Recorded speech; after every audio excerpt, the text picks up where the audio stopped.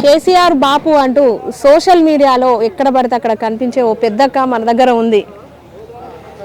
కేసీఆర్ అధికారంలో ఉన్నప్పుడు చేసిన అభివృద్ధి పనులను ఏ ఒక్కరు విమర్శించినా అభివృద్ధి చేసిన పనుల దగ్గరికి వెళ్ళి ఆ నిజాలను ఆ దృశ్యాలను చూపిస్తూ మరీ కేసీఆర్ బాబు చేసిన అభివృద్ధిని చూపిస్తూ చెప్తుంది మన పావని గౌడక్క మనతో పాటు ఉన్నారు. ఒక్కసారి కేసీఆర్ పాలన ఉద్యమం గురించి ఆమె కుటుంబ నేపథ్యం గురించి అడిగి తెలుసుకుందాం. నమస్తే అక్క. నమస్తే. నమస్తే. బాగున్నారా? బాగున్నాము. అంటే మీరు మామూలుగా సోషల్ మీడియాలో ఎక్కడ చూసినా కూడా చాలా ధైర్యంగా కేసీఆర్ బాపు అంటూ ఆయన చేసిన అభివృద్ధిని చాలా నిక్కచ్చిగా అక్కడ ఉన్న దృశ్యాలను కూడా చూపిస్తూ మీరు విమర్శించిన వాళ్లకు మీరు హెచ్చరిక చేస్తుంటారు. ఎట్లా అనిపిస్తుంటుంది? చాలా ఆనందంగా ఉన్నది. ఎందుకంటే తెలంగాణ రాష్ట్రం కోసం, తెలంగాణ రాష్ట్ర అభివృద్ధి కోసం, ముందు తెలంగాణ రాష్ట్రం కోసం పార్టీని పెట్టి చావు నోట్లో తలబెట్టి కేసీఆర్ జచ్చుడో తెలంగాణ వచ్చుడో అనే నినాదంతో ముందటికి పోయి ఎవ్వరికీ సాధ్యం కాని కలను సాకారం చేసింది కేసీఆర్ గారు. ఇది నా తెలంగాణ అని గల్లెత్తుకొని మరి గల్లెగరేసుకొని మరి నేను తెలంగాణ బిడ్డను అని చెప్పుకుంటున్నా అంటే అది కేసీఆర్ గారి దయ వల్లనే అనేసి ప్రతి ఒక్కరం అనుకుంటున్నాము. అది నిజం కూడా. ఇంకొకటి కేసీఆర్ గారి గురించి, కేసీఆర్ గారి గొప్పతనం గురించి, కేసీఆర్ గారి పాలన గురించి చెప్తున్నా అంటే అది నా అదృష్టంగా భావిస్తున్నా నేను. అంటే ఇంత ధైర్యంగా చెప్తుంటారు కదా, మీకు ఏమైనా పొలిటికల్ బ్యాక్గ్రౌండ్ ఉందా? అంటే మా నాన్న ఉద్యమకారుడు, 2001 బ్యాచ్. పొలిటికల్ బ్యాక్గ్రౌండ్ అంటే నాకు కేసీఆర్ గారిని దైవంగా భావించిన, తెలంగాణ వస్తే బాగుండును, మా పొలంలకు నీళ్ళు వస్తాయి అని అనుకున్నా. తెలంగాణ వచ్చిన తర్వాత నిజంగానే మా పొలంలకు నీళ్ళు వచ్చినాయి. అది తీసుకొచ్చింది కేసీఆర్ గారు కాబట్టి ఆయనను దైవంగా ఆరాధిస్తూ పూజిస్తూ ఈ విధంగా చేస్తున్నాను నేను. ఓకే. అంటే మీ నాన్నగారు ఉద్యమకారుడు కాబట్టి అని అంటున్నారు.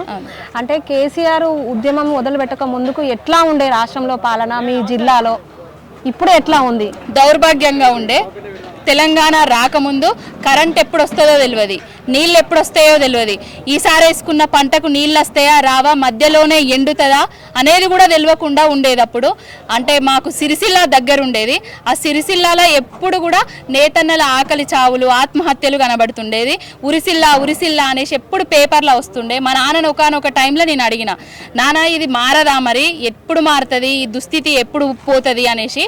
అంటే ఒక నిజమైన విజన్ ఉన్న నాయకుడు తెలంగాణ వచ్చినప్పుడు ఆ నాయకుడు అక్కడ ఉన్న కాన్స్టిట్యున్సీని పాలించినప్పుడు అక్కడ ఉన్నది మారుతుంది బిడ్డ అని చెప్పిండు. అదే కేసీఆర్ గారు తెలంగాణను తీసుకురావడము, కేసీఆర్ గారి సారథ్యంలో రామన్న లాంటి విజన్ ఉన్న నాయకుడు అక్కడ ఎమ్మెల్యేగా కావడము, మంత్రిగా కావడము, వాళ్ళ ముఖ చిత్రాలు, వాళ్ళ బతుకు తెరువులు కూడా మార్చడము జరిగింది. అదే నేను అంటే కళలు కన్నారు వాళ్ళు, కళలను సాకారం చేసుకున్నారు వాళ్ళు. సాకారం చేసింది ఏ విధంగా చేసిండ్రు అనేది నేను చెప్తున్నాను. అంటే ఉద్యమకారుడు కదా, మరి అంటే కొన్ని సంవత్సరాల నుంచి ఇక్కడ పాలన చూస్తున్నారు కదా తెలంగాణలో అభివృద్ధి అనేది. మరి బిడ్డ అప్పుడు ఇట్లా ఉండే అట్లా ఉండే, ఇప్పుడు కేసీఆర్ వస్తేనే సాధ్యమవుతుంది అన్న విషయాలు ఎప్పుడైనా మీతో ప్రతిరోజు పేపర్ టైం అంటే 7 to 8 వరకు అయితే మేమిద్దరం మాట్లాడుకునేటోళ్ళము. ప్రతిరోజు కేసీఆర్ గారి గురించి తెలంగాణ వస్తే గిట్లా ఉంటది బిడ్డ అనేసి చెప్తుండే. చెప్పిన మాట నిజమైంది. తెలంగాణ వచ్చిన తర్వాత కరెంటు కానివ్వండి, నీళ్లకు కానివ్వండి, తాగడానికి కానివ్వండి, సాగునీళ్ళకు కానివ్వండి ఎలాంటి బాధ లేకుండా తీసుకొచ్చింది కేసీఆర్ గారు.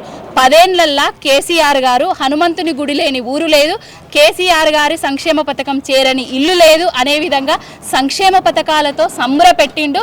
ఈ దేశంలోనే ఏ రాష్ట్రంలో లేని సంక్షేమ పథకాలను తీసుకొచ్చింది కేసీఆర్ గారు. అంటే ఉద్యమ నేతే రాజకీయం చేస్తే రాష్ట్రం అభివృద్ధి చెందుతుందని మీరు అంటున్నారు. ఉద్యమ నేతనే కాదు, ఒక రైతు కూడా, ఒక రైతు ముఖ్యమంత్రిగా ఉంటే రైతు బాధలను తెలుసుకొని ఆ రైతులకు ఏ విధంగా కన్నీళ్లను దూర్చిండో కూడా మనం చూస్తున్నాం.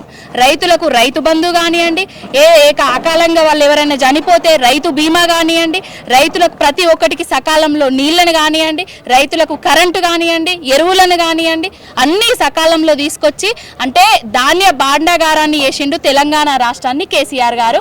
ఒక రైతు ముఖ్యమంత్రి అయితే వ్యవసాయంలో విప్లవాత్మక సంస్కరణలను తీసుకొస్తాడు అనడానికి ఉదాహరణ కేసీఆర్ గారు.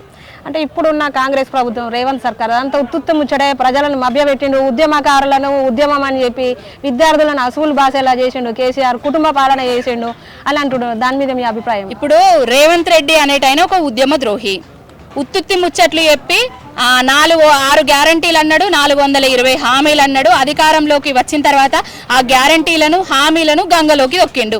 ఒక్క గ్యారంటీని కానీ ఒక్క వ్యారంటీని కానీ నెరవేర్చింది ఇంతవరకు లేదు, ఒక ఫ్రీ బస్సు మినహా. రైతులకు రైతు భరోసా ఇస్తా అన్నాడు, ఇప్పటి వరకు ఇవ్వలేదు. రైతులకు కరెంట్ ఇస్తలేడు, రైతులకు నీళ్లు ఇస్తలేడు, పంటలు ఎండగొట్టిండు. ఎరువుల కోసము మళ్ళీ చెప్పులల్లో లైన్లు పెట్టుకునే దుస్థితిని తీసుకొచ్చిండు. మనం అందరం చూస్తూనే ఉన్నాము. కూలీ రైతులకు అన్నాడు, రైతు కూలీలకు అన్నాడు, కౌలు రైతులకు అన్నాడు, అన్ని పైసలు ఇస్తా అదో ఇదో అని చెప్పిండు. కళ్యాణ లక్ష్మితోటి కేసీఆర్ 1,00,000 రూపాయలు ఇస్తున్నాడు, నేను తులం బంగారం ఇస్తా అని చెప్పిండు. ఏ బిడ్డకు కళ్యాణ లక్ష్మి తులం బంగారం ఇచ్చిండు ఇప్పటి వరకు? కళ్యాణ లక్ష్మి చెక్కులు కూడా బౌన్స్ అవుతానే. ఏ ఎమ్మెల్యే కూడా వాళ్ళ నియోజకవర్గాలకు పోయి కళ్యాణ లక్ష్మి చెక్కులను పంచలేని దుస్థితిలో ఉన్నారు ఇప్పుడు కాంగ్రెస్ వాళ్ళు. ఉత్తముచ్చట్ల రేవంత్ రెడ్డి, ఊకదంపుడు ముచ్చట్ల రేవంత్ రెడ్డి, ఎగవేతల ముచ్చట్ల రేవంత్ రెడ్డి ఈ ముచ్చట్లు మాట్లాడాడు తప్ప ఇంకోటి ఏం చేయడు. ఆయన ముచ్చట్లన్నీ నీళ్ళల్లో దెబ్బేసే ముచ్చట్లు అనేసి తెలంగాణ రాష్ట్ర ప్రజలందరికీ అర్థమైపోయింది. ఇప్పటికైనా బుద్ధి మార్చుకొని తెలంగాణ రాష్ట్ర ప్రజలకు ఇచ్చిన హామీలను, తెలంగాణ రాష్ట్ర అభివృద్ధిని, తెలంగాణ రాష్ట్ర ప్రజల పాలన మీద దృష్టి పెట్టాలని కోరుకుంటారు. అంటే 10 ఏళ్ళు అధికారం చేసి బాగా సంపాదించుకున్నారు, కుటుంబ పాలనతోని అప్పుల పాలు చేసిపోయిండు, మేము ఎట్లా ఇవ్వాలి వీళ్ళందరికీ సంక్షేమ పథకాలు వాటికి అని అంటున్నాడు. ఇప్పుడు కేసీఆర్ గారిది కుటుంబ పాలననే అండి. కుటుంబం ఎవరు? ఏ కుటుంబము? తెలంగాణ రాష్ట్రమే ఆయన కుటుంబము. ప్రతి ఇంట్లో ఉన్న ఆడబిడ్డ, అక్క చెల్లె, ప్రతి ఒక్కరు అన్నదమ్ములు కూడా ఆయన కుటుంబమే. ఆయన కుటుంబం కోసమే కదా, తెలంగాణ రాష్ట్ర కుటుంబం కోసమే ఆయన పార్టీ పెట్టిండు. ప్రతి ఇంటి పార్టీ కుటుంబ పాలననే. నిజంగా వాళ్ళు పైసలు సంపాదించుకున్నారు అది ఇది అనేసి ముచ్చట్లు చెప్తున్నారు. మరి ఇప్పుడు అధికారంలోకి వచ్చిన తర్వాత ఈ 500 రోజులల్లా నీ ఆస్తులు ఎన్ని పెరిగినాయి, నువ్వు ఇసుక స్కాములు ఎన్ని చేస్తున్నావు, నీ మంత్రులు ఎన్ని విధాలుగా కమిషన్లు తీసుకుంటున్నారు, ప్రతి ఒక్కరు చూస్తూనే ఉన్నారు. కేసీఆర్ గారు అప్పులు చేసి కాళేశ్వరం ప్రాజెక్టు కట్టిండు. కేసీఆర్ గారు మిషన్ భగీరథ పథకాన్ని తీసుకొచ్చిండు. కేసీఆర్ గారు కరోనా లాంటి కష్టకాలంలో కూడా రైతు బంధును ఆపకుండా వేసిండు. మరి నువ్వు 500 రోజులల్లా 1,50,000 కోట్ల పైచిలకు అప్పులు చేసినావు. ఓ సంక్షేమ పథకం అన్న అమలు చేసినావా? ఒక ప్రాజెక్ట్ అన్న కట్టినవా? నువ్వు శంకుస్థాపనలు ఆయన కట్టిన ప్రాజెక్టుల దగ్గర, ఆయన కట్టిన అభివృద్ధి కార్యక్రమాల దగ్గర కొబ్బరికాయలు కొట్టడానికే నీకు 1,50,000 కోట్ల అప్పులు అవసరం వచ్చినాయే. మరి తెలంగాణ రాష్ట్రం తీసుకొచ్చి తెచ్చిన తెలంగాణ రాష్ట్రంలో ప్రతి జిల్లాకు ఒక మెడికల్ కాలేజీని కట్టిండు కేసీఆర్ గారు. ఎన్ని అప్పులు చేస్తే? అటుకులు తిన్నాడో, అసలు ఉపాసం ఉన్నాడో, ఉప్పు ఇంకేం తిన్నాడో కానీ తెలంగాణ రాష్ట్ర ప్రజలను మాత్రం ఎక్కడా కూడా కష్టం రాకుండా హక్కున చేర్చుకున్నది కేసీఆర్ గారు. ఏ ప్రజానికాన్ని కూడా ఉపాసం ఉండకుండా పాలించింది కేసీఆర్ గారు. కేసీఆర్ గారి పాలన సుపరిపాలన, అభివృద్ధి పాలన, సంక్షేమ పాలన, అడుగడుగున సంక్షేమ మార్కును చూపించిన పాలన కేసీఆర్ గారిది. రేవంత్ రెడ్డికి కేసీఆర్ గారికి నక్కకు నాగలోకానికి ఉన్నంత తేడా ఉన్నది. వాళ్ళిద్దరి మధ్యలో వ్యత్యాసం అనేది మనం చూడొద్దు. అసలు కేసీఆర్ గారి ముందు నిలబడే అర్హత కూడా రేవంత్ రెడ్డి అనే నాయకుడికి ఆయనకు లేదండి. ఆయన గురించి ఎంత తక్కువ మాట్లాడుకుంటే అంత మంచిది. తెలంగాణ ప్రతి పౌరుడి గుండెల్లో కేసీఆర్ గారు ఉంటాడు. కేసీఆర్ గారి గుండెల్లో తెలంగాణ ప్రతి ఒక్క పౌరుడు ఉంటాడు, తెలంగాణ ఉంటుంది. ఓకే, అంటే నెరవేర్చని హామీలను ఇచ్చే నాయకులకు, రాజకీయ నాయకులకు నమ్మొద్దు అని ప్రజలకు మీరు ఇచ్చే హితం ఏంటి? అసలు కాంగ్రెస్ బీజేపీ నాయకులతోటి కానీ, పార్టీలతోటి కానీ, 2 జాతీయ పార్టీలతోటి కానీ తెలంగాణ రాష్ట్రానికి ఒరిగిందేం లేదు. ఆ 2 జాతీయ పార్టీలకు తెలంగాణ నుండి చరమగీతం పాడబోతున్నాం.